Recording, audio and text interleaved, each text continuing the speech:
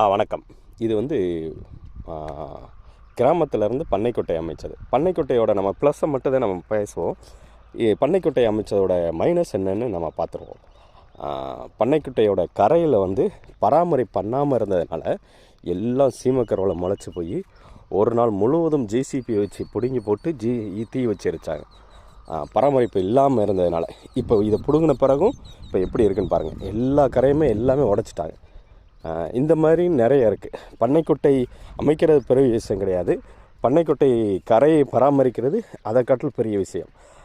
பண்ணைக்குட்டை அமைக்கிறதுனால அதிகமாக வந்து இந்த மண்ணை வந்து அதிகமாக வந்து வெளியே எடுத்து போடுறோம். அதனால் இதில் ஏற்கனவே வளமான மண் மேல் மண் இருக்கும். மேல் மண் வந்து கரையில் போடுற மாதிரி ஆயிரும்.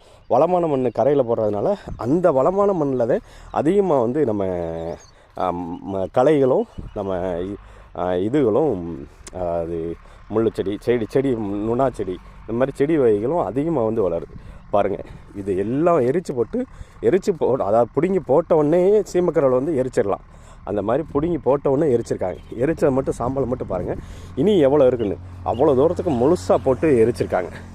ஒரு சின்ன பண்ணைக்குட்டை சுமார் ஒரு 8 சென்ட் தான் இருக்கும் அவரேஜாக பார்த்தா. அவ்வளோவில் இவ்வளோ சீமக்கரவலை வந்து வலிச்சு. இது நம்ம தோட்டம் வாங்கின பிறகு இந்த இடத்துல வந்து பண்ணைக்குட்டை வந்து அமைச்சாங்க. சுமார் ஒரு 4 வருடத்துக்குள்ளேயே இவ்வளவு சீமக்கரவலை. ஆக மொத்தம் பண்ணைக்குட்டை அமைச்சதில் யாருக்கு லாபம்னு பார்த்தோம்னா இந்த சீமக்கரவலைக்கு தான் லாபமே தவிர தண்ணீர் சேமித்து தண்ணீரை வந்து இந்த இடத்துல நிலைநிறுத்தின வந்து மிக மிக குறைவு. வளமான மண் எல்லாமே மேல்புறத்தில் போனதுனால அதில் வந்து நல்ல இந்த இதெல்லாம் எரிக்கலை. ஏன்னா அது சரியாக எரியாதனால நல்லா காய வச்ச பிறகு எரிச்சிக்கலாம்னு அப்படியே விட்டுட்டாங்க. பச்சையானா ஓரத்தில் இருக்கிறதெல்லாம் எரியலை அப்படின்னு. இதெல்லாம் நம்ம தெரிஞ்சுக்கிற வேண்டிய விஷயம். பண்ணைக்குட்டை உடனே குட்டையை வெட்டிடுவோம் அப்படின்னு அரசு மானியத்தில் வெட்டுதுன்னு சொல்லிட்டு முக்கால்வாசி மானியமும் நம்மளோட கை காசு கொஞ்சம் போட்டு நம்மளும் வெட்டுவோம். அப்படி வெட்டுறதுக்கு முன்னாடி அந்த பண்ணைக்குட்டையை கரையை நம்ம மெயின்டைன் பண்ணிடுவோமா? அப்படி மெயின்டைன் பண்ணால் மட்டும் பண்ணைக்குட்டையை வெட்டுறது மிக சிறப்பு. இல்லைன்னா பண்ணைக்குட்டையை வெட்டாமல் அகழி அமைக்கலாம். அது வந்து நிலத்தை பொறுத்து இருக்குது. ஏக்கர் கணக்கு இருக்கா அல்லது சென்ட் கணக்காக இருக்கா அப்படின்னு நிலத்தை பொறுத்து அகழி அமைக்கிறத பற்றி பேசலாம்.